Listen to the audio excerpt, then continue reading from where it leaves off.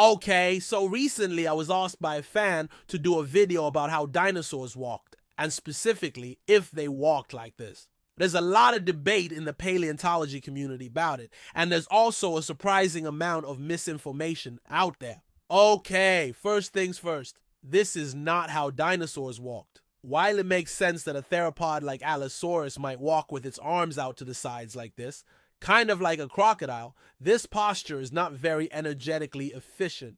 In fact, studies have shown that animals that walk with their limbs far out to the sides like this spend more energy than they need to and are more likely to tip over. It's much more efficient to have your limbs tucked in like this. See, this posture puts much less stress on the hips and reduces the moment of inertia, which is just a fancy way of saying that it takes much less energy to get those limbs moving side to side. This is why most quadruped animals, like dogs and horses and turtles, walk with their legs tucked underneath their bodies. So if it's so much more efficient to have your legs tucked in underneath you, why do animals like emus and crocodiles and hippos walk with their legs far out to the sides? Well, it turns out that there are times when it actually is more efficient to walk like this. See, when you're walking on uneven terrain or when you're carrying a heavy load, having your legs far out to the sides actually gives you more stability.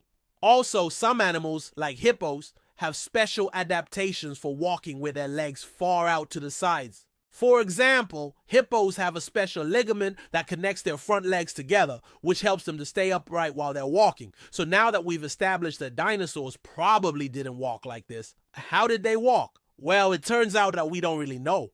There's a lot of debate among paleontologists about this. Some think that they walked with their legs far out to the sides, like we saw earlier, while others think that they walked with their legs tucked underneath their bodies. The truth is that we don't have enough fossil evidence to say for sure. Most of the time, when we find dinosaur footprints, we only see the bottom of the foot. And while footprints can tell us a lot about how an animal moved, they can't tell us exactly how it walked. One thing that we do know is that dinosaurs came in all shapes and sizes, and it's likely that different dinosaurs walked in different ways. For example, a small, lightly built herbivore might have walked with his legs tucked in like a bird, while a large, bulky carnivore might have walked with his legs out to the sides like a crocodile. So what's the answer here? Well, it's probably a little bit of both.